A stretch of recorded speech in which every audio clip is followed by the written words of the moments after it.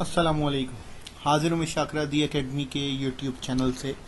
आज की हमारी वीडियो कॉम्बिनेशन और कॉम्बिनेशन में भी एक हिस्सा जो कि कार्ड्स पे मुश्तमिल है पे होने वाली है। उम्मीद है आप हमारा साथ आखिर तक बना के रखेंगे ताकि मैं आपको कॉम्बिनेशन और कॉम्बिनेशन में आपका कार्ड का हिस्सा जो है आज इस वीडियो के थ्रू आपको मुकम्मल तौर पे, और ना सिर्फ कार्ड का हिस्सा बल्कि मैं आपको कुछ और क्वेश्चंस भी प्रैक्टिस करके या समझा के आपको दिखाऊंगा, क्योंकि आपको पता है कि एजुकेशन विदाउट एप्लीकेशन तो पॉसिबल ही नहीं है। तो जब समझाने की बात आ जाए तो ये बात याद रखिएगा कि आखिर तक वीडियो को देखेंगे तो इंशाल्लाह आपको पूरा कॉन्सेप्ट डिलीवर होगा। ठीक है। अच्छा, साथ साथ मैं आप लोगों से एक छोटी सी गुजारिश करता चलूं, और वो गुजारिश कुछ इस तरह से है कि YouTube तमाम यूट्यूबर्स को लास्ट 28 डेज का डाटा प्रोवाइड करता है। ठीक है जी। अब लास्ट 28 डेज का डाटा जो है वो अल्हम्दुलिल्लाह इम्प्रूव्ड है, और वो इम्प्रूव कुछ इस तरह से हुआ कि लास्ट टाइम हमारा डाटा जब हमने पिछली वीडियोस में अपने व्यूअर्स के साथ शेयर किया था तो उसके अंदर हमारा तकरीबन 14% का सब्सक्राइब डाटा था और व्यूअरशिप था, और बाकी आपका जितना भी 86% था वो अनसब्सक्राइब लोग देख रहे थे। लेकिन इस दफ़ा बहुत इम्प्रूव डाटा आया है। मैं साथ साथ तमाम व्यूअर्स को बहुत बहुत मुबारकबाद भी देना चाहता हूं और दिल से आप लोगों का शुक्रिया अदा भी करना चाहता हूं कि 31.3% आपका जो है, मतलब अप्रॉक्सीमेटली 31% आपका जो है वो डाटा सब्सक्राइब लोग व्यूअरशिप दे रहे हैं और बाकी आपका अनसब्सक्राइब लोग हैं। इंशाल्लाह इंशाल्लाह इंशाल्लाह जब नेक्स्ट टाइम आपका मजीद डाटा रिवील होगा तो मुझे यकीन है अल्लाह से कि ये डाटा इंशाल्लाह मजीद इम्प्रूव होगा और मजीद सब्सक्रिप्शन आएगी। ठीक है। साथ साथ मैं तमाम वो लोग जो पाकिस्तान से, इंडिया से और दुनिया के दीगर ममालिक से व्यूअरशिप दे रहे हैं, तो मैं उन सब का शुक्रिया अदा करना चाहता हूँ। और इंशाल्लाह अल्लाह ने चाहा तो मिस शाकरा वर्चुअल एकेडमी आपके मयार पे पूरा उतरेगी। ठीक है। चलिए जी, हम वीडियो को आगे बढ़ाते हैं और समझते हैं कॉम्बिनेशन। हम समझते हैं कि कॉम्बिनेशन के पूरे टॉपिक में कि बेसिकली कॉम्बिनेशन, सबसे पहला सवाल ये है और होना भी चाहिए कि कॉम्बिनेशन क्या होता है। ठीक है। कार्ड तो एक उसका जेली, मतलब उसका एक बेसिकली कंपोनेंट है जिसके थ्रू कॉम्बिनेशन को हम सॉल्व करेंगे। कॉम्बिनेशन क्या होता है? कॉम्बिनेशन को समझने के लिए हमें सबसे पहले ये समझना पड़ेगा कि कॉम्बिनेशन के जो दो मेजर कंपोनेंट हैं वो क्या होते हैं, और वो है आपका पहला कंपोनेंट है एन और दूसरा कंपोनेंट है आर। सही है। सबसे पहले हम यहाँ पे उसके कंपोनेंट यानी उसका फॉर्मूला यहाँ पे लिख लेते हैं ताकि आसानी है उसको समझने के लिए। तो ये बात याद रखिएगा कि आपके पास इसका फॉर्मूला है NCR is equal to n factorial R factorial n minus R factorial. अच्छा, ये फैक्टोरियल क्या होता है उससे पहले एक और चीज कि n और r क्या होता है। n बेसिकली जिस सवाल को आप हैंडल कर रहे होगे या जिस सवाल में भी आपके पास कॉम्बिनेशन कैलकुलेट करने का दे रहा होगा उसके अंदर जो टोटल ऑब्जेक्ट होता है वो आपका n होता है। ठीक है। जैसे मुझे मेरे सामने जो मौजूद है वो मौजूद है कि अ card is drawn from a pack of card. एक कार्ड निकाला जा रहा है पूरे पैक में से कार्ड के। सही है। तो आपके पास टोटल ऑब्जेक्ट कितना है? पूरा पैक ऑफ कार्ड। तो टोटल पैक ऑफ कार्ड में कितने कार्ड होते हैं? 52 कार्ड होते हैं। तो 52 कार्ड मेरे क्या हो जाएंगे? n। ठीक है। मतलब लाइक अगर फर्ज करिए कि मैं आपको एक एग्जांपल देता हूं कि मेरे पास 10 स्टूडेंट हैं। ठीक है। और उनमें से मैं उनको बोल रहा हूं कि आप 3 स्टूडेंट की एक कमेटी बनाएं। ठीक है। आपको जो सेलेक्ट करना है वो 2 लड़के 1 लड़की रख लो, या 1 लड़की 2 लड़के, या वट एवर, मतलब आप जो चाहे जिस तरीके से चाहे बनाओ, लेकिन 3 स्टूडेंट की कमेटी बनाओ। ठीक है। मैंने सिंपल कंडीशन डाल दी जैसे आपके सवालों में रखी हुई होती है कि भाई 10 बच्चे हैं उसमें से 3 सिलेक्ट करिए, और फिर वो आपको कंडीशन बता देता है कि भाई ये इतना लड़का या इतनी लड़की या इतना बच्चे या और इतने जो है वो दूसरी चीजें। तो समझने वाली बात ये होती है कि आपको सबसे पहले ये देखना होता है कि मेरे पास टोटल ऑब्जेक्ट कितना है। जितना आपका टोटल ऑब्जेक्ट है वो आपका n हो जाएगा। जैसे कि इस एग्जांपल में पैक ऑफ कार्ड है, मतलब 52 कार्ड्स हैं। 52 कार्ड्स आपके क्या हो जाएंगे? 52 कार्ड्स आपके हो जाएंगे n। सही। इसी तरह आपने सिलेक्ट कितना करना है? आपने सिलेक्ट करना है इसमें से अ कार्ड। अ कार्ड का मतलब होता है एक कार्ड। एक कार्ड आपने सिलेक्ट करना है पूरे पैक ऑफ कार्ड्स में से। तो मेरे पास जब भी मैं फॉर्मूला लिखूंगा तो मेरे पास सबसे पहले मुझे ये देखना पड़ेगा कि मेरे पास n क्या है, और दूसरी चीज मुझे ये देखनी पड़ेगी कि उसमें से मुझे सिलेक्शन कितनी करनी है। ठीक है जी। तो समझने वाली बात यह है कि जैसे ही आप n और r को समझ जाओगे सवाल के अंदर से और निकाल लोगे उसको बाहर सवाल में से, तो ये बात याद रखना पूरा फॉर्मूला आपका इसी पे बेस्ड करता है, क्योंकि इसका फॉर्मूला है n factorial r factorial n minus r factorial. पूरे फॉर्मूले में सिर्फ दो ही कंपोनेंट हैं जिसको आपने समझना है, तो आप पूरे कॉम्बिनेशन के कॉन्सेप्ट को समझ लोगे, और ये प्रोबेबिलिटी का सबसे अहम हिस्सा है कॉम्बिनेशन। ठीक है जी। और ये एग्जामिनेशन में भी आपका ठीक ठाक मार्क्स रखता है। ठीक है, चाहे इंटरमीडिएट हो, ग्रेजुएशन हो, या फिर आपके जब भी ये एप्टीट्यूड वगैरह में पूछा जा रहा होता है तो इसमें पूरा आपका जो है वो कॉन्सेप्ट अप्लाई हो रहा होता है। ठीक है जी।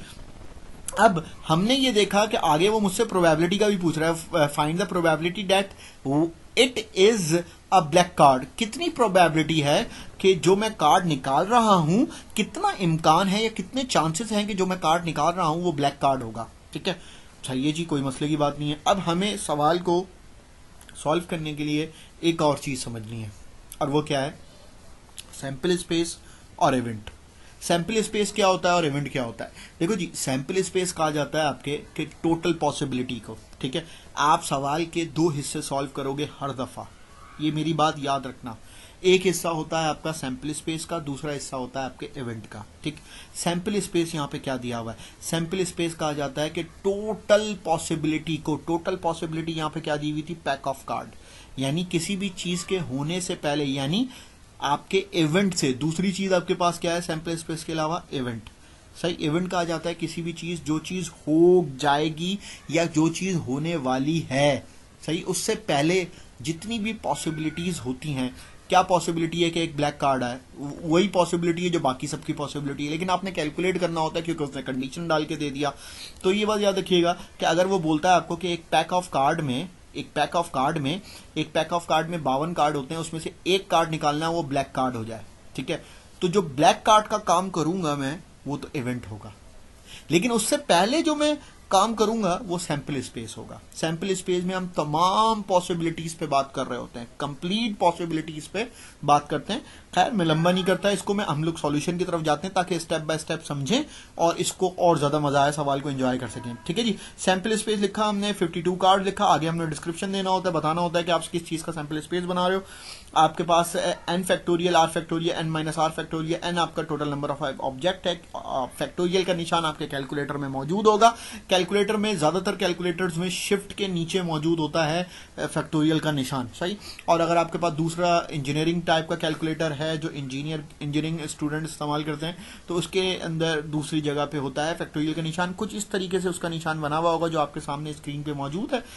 इसको ढूंढ लीजिएगा अपने कैलकुलेटर में, आपने उसको इस्तेमाल करना है फैक्टोरियल के लिए। फैक्टोरियल का बड़ा आसान सा काम होता है, फैक्टोरियल में आपको इतना ज़्यादा मसला होता भी नहीं है। खैर, हम आगे चलते हैं, इसकी वैल्यूज को पुट करते हैं। सिर्फ n और r ही है जो वैल्यू पुट की जाएगी। n आपका 52 है और r आपका है। ठीक है जी, तो हमने ये वैल्यूज पुट कर दी हैं। n आपका 52, r आपका 1, n आपका 52, r 1, इसी तरह किया हमने। देन हमने, आपको पता है बॉड मास रूल है, सबसे पहले ब्रैकेट को सॉल्व किया जाता है। 52 में 1 निकालेंगे तो 51 बच, कुछ इस तरीके से आपका आंसर आ जाएगा। 52C1 अगर आप कैलकुलेटर में चाहो तो टाइप कर सकते हो और आपका आंसर बिल्कुल 52 ही आएगा। 52 लिखो कैलकुलेटर में, C ऊपर आपको अल्फा के नीचे आई थिंक दिया हुआ होता है शिफ्ट के बराबर में। ठीक है जी, तो आपको वहां से मिल जाएगा C, और 1 इज इक्वल टू करोगे तो 52 आ जाएगा। सैंपल स्पेस आपके पास आ गया 52 सैंपल स्पेस आने के बाद अब आपने इवेंट की तरफ जाना है। इवेंट क्या है आपके पास? Find the probability that it is a black card.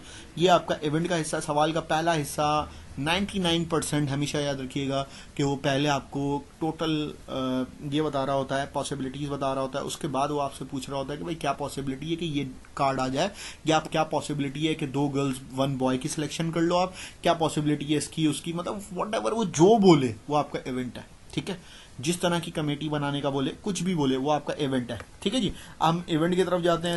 Head लगाया आपने, इवेंट का हेड लगाया, probability of getting black card. भाई क्या चांसेस हैं ब्लैक कार्ड आने के? हमने फॉर्मूला लिखा, फॉर्मूला लिखने के बाद बिल्कुल हमने डाटा पुट करना है। इस चीज को आपने समझना पड़ेगा कि जब आप इवेंट का डाटा पुट कर रहे होगे तो यहां पे अब 52 नहीं आएगा n की जगह, या r की जगह आपका 1 आ भी सकता है, नहीं भी आ सकता, लेकिन ऊपर वाली कंडीशन कॉपी नहीं की जाएगी। ऊपर वाली कंडीशन में सवाल का पहला हिस्सा जिसमें यानी तमाम पॉसिबिलिटी आती है। ठीक है, एक और चीज़ भी मैं आपको बता दूं कि सैम्पल स्पेस का आंसर हमेशा बड़ा आता है और इवेंट का आंसर हमेशा छोटा आता है। उसके पीछे वजह क्या है कि प्रोबेबिलिटी का आंसर हमेशा 0 से 1 के दरमियान आता है। तो अगर आपका डिनोमिनेटर ज़्यादा आ जाए और न्यूमिनेटर कम आ जाए तो आपका आंसर गलत हो जाता है। अभी आप देखेंगे और आप इस चीज़ को समझ भी जाएंगे, सही ना। Probability of getting black card, black card total कितने होते हैं? ब्लैक कार्ड जब आप देखोगे ब्लैक कार्ड, तो बेसिकली आपके पास कार्ड जो हैं वो 26 ब्लैक होते हैं और 26 रेड होते हैं। तो यहाँ पे मैंने n क्या लिखना होगा? n लिखना होगा 26 और r क्या लिखना होगा? सिलेक्शन मुझे कितनी करनी है? एक सिलेक्शन करनी है। और कार्ड इज ड्रॉन, एक निकालना है तो r की जगह 1 ले लूंगा, पुट करूंगा और मैं पूरा सॉल्व कर दूंगा। उम्मीद है मेरी बात समझ आई होगी। आप देख सकते हो यहाँ पे कि मैंने n लिखा 26, r लिखा 1 और वैल्यूज को पुट किया। पुट करने के बाद सबसे पहले ब्रैकेट सॉल्व किया, इसके बाद फैक्टोरियल रिजॉल्व किए तो मेरे पास आंसर आ गया 26। ये मेरे पास इवेंट का आंसर आ चुका है, लेकिन स्टिल मेरा आंसर अभी भी प्रोबेबिलिटी का नहीं आया। अब मैं प्रोबेबिलिटी के आंसर की तरफ जाऊंगा तो प्रोबेबिलिटी के आंसर के लिए मुझे इवेंट का आना पड़ेगा, वो है PA। इसको पढ़ा जाता है probability of event A is equal to NA, number of event A, number of sample space. मैं दोबारा पढ़ देता हूं, अगर आपको समझ नहीं आया तो दोबारा सुन लीजिएगा। Probability, P stand for probability, A stand for event A। ठीक है जी, तो ये बात याद रखिएगा, जो आंसर आपके पास 26 आया ये इवेंट A का आंसर आया। ठीक है, और आपके पास फॉर्मूला क्या है? NA ओवर NS, N आपका number of event A, number of sample space. आपने वैल्यूज पुट करनी है, वैल्यूज पुट करने के बाद आपने A की वैल्यू भी तैयार की हुई है 26, आपने S की वैल्यू यानी सैंपल स्पेस की वैल्यू भी तैयार की हुई है 52। दोनों की वैल्यूज आप पुट करने के बाद आपने डिवाइड करके आंसर ले आए और आंसर आपका यहाँ पे आप देख सकते हो कि डेसिमल में आंसर आया है आपका। डेसिमल इंडिकेट करता है कि प्योर प्रोबेबिलिटी में आंसर आया है आपका। हमेशा याद रखिएगा कि जब भी आप सैंपल स्पेस को इवेंट से डिवाइड करोगे तो आंसर आपका डेसिमल में ही आता है, 0 से 1 के दरमियान। बड़े से बड़ा आंसर 1 होता है, छोटे से छोटा आंसर 0 होता है। ना नेगेटिव में वैल्यू जा सकती है ना 1 से ऊपर वैल्यू जा सकती है, क्योंकि ये प्रोबेबिलिटी है। प्रोबेबिलिटी की रेंज ही 0 से 1 होती है। नेक्स्ट क्वेश्चन करते हैं हम, और क्वेश्चन है नेक्स्ट, और इसको आप देख भी सकते हो जनाबे वाला कि a bag contain 3 white 4 black ball 5 red ball. If 3 balls are drawn at random find the probability that. Question number हमारा ये 2 है। पहला क्वेश्चन हम कार्ड का कर चुके हैं। अब आपको ये समझना है कि एक बैग है जिसमें 3 वाइट 4 ब्लैक और 5 रेड बॉल है। अच्छा, ये क्वेश्चन आपको और ज्यादा कॉन्सेप्ट को निखारेगा। कार्ड के जो आपके पास सवाल था इसके अंदर आपको अगर थोड़ा सा कमी बेशी रह गई हो तो इस क्वेश्चन में आप ठीक ठाक कवर कर लोगे। तो मुझे उम्मीद है कि आप आखिर तक साथ बना के रखोगे ताकि आपका कॉन्सेप्ट बड़ा तगड़ा हो जाए। ठीक है, मैं एक दफा दोबारा सवाल पढ़ता हूँ। एक बैग है जिसमें 3 वाइट बॉल है, 4 ब्लैक बॉल है, 5 रेड बॉल है। मतलब ये 3 तरह की बॉल्स हैं। इसको अगर मैं टोटल करूं तो 3 4 7 7 5 12 बॉलें आपके पास एक बैग में मौजूद है। तो मैंने एक छोटी सी चीज दोहराई है, फौरन जल्दी से आप अपना जहन दौड़ाइए कि मैंने n क्या बोला था। n था आपका टोटल नंबर ऑफ ऑब्जेक्ट। तो टोटल नंबर ऑफ ऑब्जेक्ट आपका क्या दिया हुआ है? 3 वाइट 4 ब्लैक 5 रेड बॉल। तीनों को प्लस करोगे तो आपके पास टोटल 12 बॉल्स हैं। इनमें से आपने सिलेक्शन कितनी करनी है? सिर्फ 3 बॉल्स की सिलेक्शन करनी है एट रैंडम। ठीक है, फाइंड द प्रोबेबिलिटी। नीचे आपको प्रोबेबिलिटी के इवेंट्स बता रहा है, मल्टीपल इवेंट्स बता रहा है, तो 4 मुख्तलिफ किस्मों से इसके आंसर निकलेंगे। सबसे पहले आंसर निकालने से पहले खास तौर पे आपका प्रोबेबिलिटी में आंसर निकालने से पहले हम एक चीज को देख लेते हैं कि यार पहले इवेंट ये सैंपल स्पेस तो बना लो। सैंपल स्पेस आपका मैं फिर बता देता हूं आपको। 3 वाइट है, 4 ब्लैक है, 5 रेड बॉल है, सबको प्लस कर लिया, 12 आपकी बॉल है। उसमें से सिलेक्शन कितनी करनी है? यानी आर आपका क्या होगा? आर आपका 3 होगा, क्योंकि 3 सिलेक्ट करना है। ठीक है, तो आपका फॉर्मूला पहले ये रहा आपका फॉर्मूला। सैंपल स्पेस मैंने लिख दिया, सैंपल स्पेस आपका ब्रैकेट में पूरी डिस्क्रिप्शन लिख दी। लिखने के बाद जनाबे वाला मैंने आपका फॉर्मूला लिखा। फॉर्मूला लिखने के बाद इसकी करूंगा, वैल्यूज पुट करने में आपके पास n12 आया, सिलेक्शन 3 आई। सबसे पहले ब्रैकेट सॉल्व करूंगा, करने के बाद मैंने फैक्टोरियल निकाल के आंसर लेके आ जाने हैं। आंसर मेरा 220 आया, मेरा सैंपल स्पेस सॉल्व हो चुका है।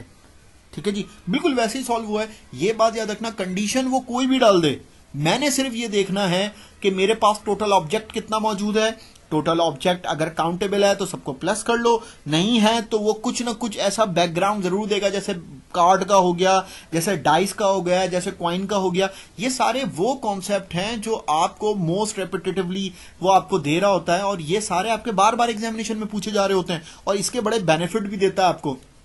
अच्छा, कार्ड, क्वाइन और ये जो है ये पिछले दौरों में गैम्बलिंग के लिए इस्तेमाल होता था, और इसमें प्रोबेबिलिटी और ये सारी चीजें लगाई जाती थी। इनिशियली ये बेसिकली सारा गैम्बलिंग के लिए इस्तेमाल होता था, कार्ड हो जाए, क्वाइन हो जाए, डाइस हो जाए। ये आजकल आपकी जो है मॉडर्न एजुकेशन में इसको शामिल किया गया ताकि लोगों को समझाया जा सके कि दुनिया में 26 सिर्फ लेटर हैं, और आपके पास सॉरी अल्फ़ाबेट हैं, और आपके पास 9-10 लेटर्स हैं। ये बात याद रखना, उन सबको मिला के दुनिया के इतने मल्टीपल डाटास क्रिएट किए गए हैं कि जिसकी कोई हद नहीं। इवन आप पाकिस्तान में CNIC देख लो तो तकरीबन 24-25 करोड़ की आबादी है, जिसमें अडल्ट की देखो चेक करो तो आपको पता चलता है कि 12-15 करोड़ 20 करोड़ की जो है अडल्ट की आबादी है जिसकी CNIC बने हुए हैं, और मुख्तलिफ कोई सिम इस्तेमाल कर रहा है, कोई कुछ इस्तेमाल कर रहा है। इन सबको न्यूमेरिक और अल्फाबेटिक डाटा में कैटेगराइज किया गया है। तो ये सारा डाटा आपका कहां से कंपाइल हो रहा है, जबकि आपके पास पीछे लेटर और अल्फाबेट जो है वो तो महदूद हैं। तो इतना सबका फर्क इतना कैसे आ रहा है? तो आपको जब आप गहराई में जाओगे तो आपको पता चलेगा कि ये सारा आपका गेम जो बन रहा है वो प्रोबेबिलिटी से बनता है सारा। तो खैर हम अपने टॉपिक पे आ जाते हैं। हमारा सैंपल स्पेस निकल आया है, हमने अब पहले इवेंट की तरफ जाना है, और वो इवेंट आपका क्या है, ऑल बॉल्स आर ब्रेक। वो बोलता है कि तीनों में मतलब जितनी भी आपने बॉल सेलेक्ट करनी है ना वो सारी रेड करो सिलेक्ट, ठीक है। तो फिर मैं व्हाइट और ब्लैक का क्या करूं, उनमें से कोई सिलेक्ट नहीं करो, ठीक है। तो उसको कुछ इस तरह, सबसे पहले आपने इवेंट बनाया, इवेंट के लिए all balls are black, red, black और व्हाइट, बीच में मल्टीप्लिकेशन आया आपका तीनों बॉल्स के दरमियान। देन आपका तीनों में एनसीआर एनसीआर एनसीआर आएगा। ये रहा आपका एनसीआर एनसीआर एनसीआर। पहला एन में आपके पास टोटल कितनी बॉल्स थी रेड की, रेड की तादाद लिखोगे एन में, ब्लैक में एन की तादाद लिखोगे, व्हाइट में एन की तादाद लिखोगे। एन आपका जो है पहले वाले में आपके रेड में आपके पास 5 है, ब्लैक में आपके पास 4 है, व्हाइट में आपके पास 3 है। तो आपने कितना सिलेक्ट किया भाई, क्योंकि उसने सवाल में बता दिया, कंडीशन में बता दिया कि सारे जो है वो रेड सिलेक्ट कर लो। तो मैंने 3 का 3, क्योंकि मुझे टोटल 3 ही सिलेक्ट करना था, ये देख सकते हो आप सवाल में, सही है। तो मैंने 3 के 3 सिलेक्ट कर लिया रेड, बाकी सब 0 सिलेक्शन करी। 0 भी सिलेक्ट करोगे तो आंसर इसका 1 ही आएगा। 4C0 कैलकुलेट करोगे तो इसका आंसर 1 आएगा। तो इसका कोई इम्पैक्ट नहीं आता सवाल के ऊपर। जब 1 होता है तो 1 को किसी भी चीज से मल्टीप्लाई करो तो वो आंसर आपका वही नंबर देगा। तो इसी तरह मैंने यहाँ पे 4C0 को 1, 3C0 को 1, 5C3 को 10 मल्टीप्लाई किया सबका, तो आंसर इसका बन गया 10। देन आपका जो है प्रोबेबिलिटी का आंसर निकालना है, क्योंकि इसने भी यहाँ पे पूछा हुआ है फाइंड द प्रोबेबिलिटी। अगर ये हिस्सा नहीं पूछता फाइंड द प्रोबेबिलिटी तो मैं यहाँ पे इसको इवेंट बनाने के बावजूद डिवाइड नहीं करता, ठीक है, डेसिमल में आंसर नहीं लाता, फ्रैक्शन में ही रहने देता। तो आपके पास प्रोबेबिलिटी ऑफ इवेंट ए, जब एक से ज्यादा डाटा दिया हुआ हो, ए पहले को ए, दूसरे को बी, बी तीसरे को सी, चौथे को डी कहोगे। यहाँ पे मैंने ए लिखा है, जब दूसरा कंडीशन सॉल्व कर रहा हूँ तो मैं वहां पे बी लिखूंगा, जब तीसरी सॉल्व कर रहा हूँ तो सी, और चौथी सॉल्व कर रहा हूँ तो डी। डन।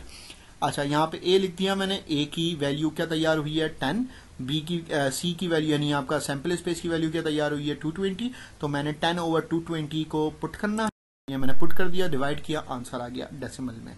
ये पहली कंडीशन सॉल्व हो गई, ठीक है। अब ये मैं पहली कंडीशन रिमूव करूंगा, मतलब मेरे पास जगह नहीं है, तो मैं जो है वो बेसिकली, आप तो ए के नीचे ही बी कर दोगे सॉल्व, मेरे पास जगह नहीं है स्क्रीन पे, तो मैं सैंपल स्पेस को रिमूव नहीं कर रहा, मैं ए की कंडीशन को करूंगा और यहाँ पे बी सॉल्व करूंगा। ये देख लीजिए आप, बी आ गया आपके पास, और बी में कुछ खातिर खा तब्दीली नहीं आई, सिर्फ एक छोटे सी चीज का फर्क है, और वो क्या है आपका, मैंने रेड में, अब यहाँ पे क्या बोला उसने, ऑल आर ब्लैक। अब जब वो बोल रहा है कि ब्लैक सारी बॉल्स ब्लैक सेलेक्ट कर लो, तो ऊपर मैंने नंबर सारे बॉल्स का लिखा, जैसे रेड है तो 5 रेड बॉल है, ब्लैक है तो 4 रेड ब्लैक बॉल है, व्हाइट है तो 3 ब्लैक बॉल है, व्हाइट बॉल है सॉरी। तो इसमें से सिलेक्शन क्या करनी है मुझे, सारी ब्लैक। तो कितनी सिलेक्शन करनी थी मुझे, 3, तो 3 की 3 मेरे पास जो है वो ब्लैक आ जाएगी, बाकी सब 0 आ गए। और जब मैंने इसका 4C3 का आंसर निकाला तो 4 आया, इन दोनों को मल्टीप्लाई किया 1 से तो 4 ही आ गया। इवेंट बी निकाला है तो बी लिखा यहाँ पे, आपको बी का इवेंट 4/220 डिवाइड किया तो डेसिमल में आंसर आ गया। तो ये आपका इवेंट बी सॉल्व हो गया प्रोबेबिलिटी में भी, ठीक है। अब इवेंट सी की तरफ जाऊंगा तो ये बात याद रखना, जहां जहां बी लिखा हुआ है वहां वहां सी लिखा हुआ होगा, और जैसा इवेंट में लिखा हुआ होगा उसके मुताबिक, जैसे इवेंट सी में लिखा हुआ है 2 balls are red 1 ball is black, तो मैं सिर्फ हल्का सा चेंज आएगा, और वो हल्का सा चेंज ये होगा कि मैं रेड को 2 सेलेक्ट करूंगा, 0 की जगह 2 आ जाएगा नेक्स्ट उसमें, और 1 ball इज ब्लैक, ब्लैक में आपके पास 1 आ जाएगा, ठीक है जी। ये देख सकते हैं, ये रहा आपका 2 आ गया और 1 आ गया, क्योंकि आप देख सकते हो जैसा उसने मांगा हुआ है उसके अकॉर्डिंग किया, 40 आंसर आया मेरा। इवेंट सी में मैंने 40 लिखा, सैंपल स्पेस में 220 लिखा, सैंपल स्पेस एक ही दफ़ा निकलता है, और जितनी भी कंडीशंस होती हैं अगर वो एक ही सवाल में है तो सब में 220 ही पुट किया मैंने, आप देख सकते हो। नेक्स्ट आपका इवेंट डी आ जाएगा, जो कि आखिरी इवेंट होगा आपका, और वो आपके सामने मौजूद है कि all balls are different in colour. उम्मीद ये बात समझ आई होगी कि मैंने सवाल क्यों सिलेक्ट किया है, ताकि आपको एक टॉपिक से सारा कॉम्बिनेशन का हिस्सा समझ आ सके, ठीक है जी। All balls are different in colour, अब यहाँ पे वो स्पेसिफाई नहीं कर रहा, जैसे पहली कंडीशन में उसने बोला सारी रेड ले लो, तो मैंने 3 सेलेक्ट करनी थी तो 3 की 3 रेड ले ली। उसने दूसरी कंडीशन में बोला सारी ब्लैक ले लो, तो मैंने 3 की 3 ब्लैक ले ली, बाकी सब 0 कर दिया। फिर उसने मुझे बोला कि भाई 2 रेड करो और 1 ब्लैक करो, दोनों मिला के 3 हो गए, सही है। बाकी जो तीसरी बची वाइट बॉल उसको मैंने 0 कर दिया। यहाँ पे तो वो मुझे बोल ही नहीं रहा, वो बोल रहा है all are in different colour, मतलब सारी जो है मुख्तलिफ कलर्स में लो, तो सब में मैंने एक एक ले लिया। जब एक एक लूंगा तो ये 3 बॉल हो जाएंगी ऑटोमेटिकली, क्योंकि मुझे सिलेक्ट ही 3 करनी है। तो आप देख सकते हो 5C1 4C1 और 3C1 किया मैंने, 5 4 और 3 आंसर आया, तीनों को मल्टीप्लाई किया 60 आया, इवेंट निकल गया। अब मुझे प्रोबेबिलिटी निकालना है, प्रोबेबिलिटी ऑफ इवेंट डी, क्योंकि ये डी कैलकुलेट कर रहा हूँ, तो एन डी यानी number of event D, number of sample space, दोनों को डिवाइड किया तो डेसिमल में आपके पास आंसर मौजूद है। उम्मीद है ये वीडियो तमाम लोगों के लिए, तमाम स्टूडेंट्स के लिए, चाहे वो मेरे इस तरफ के स्टूडेंट हैं पाकिस्तानी, या वो बॉर्डर पार हों, या फिर वो दुनिया में कहीं भी देख रहे हों, उम्मीद है ये कॉन्सेप्ट आपको समझ आया होगा, और समझ आया तो लाजमी वीडियो को लाइक कीजिए, शेयर कीजिए और सब्सक्राइब कीजिए। इंशाल्लाह अगली वीडियो में मुलाकात होती है, तब तक के लिए अस्सलाम वालेकुम।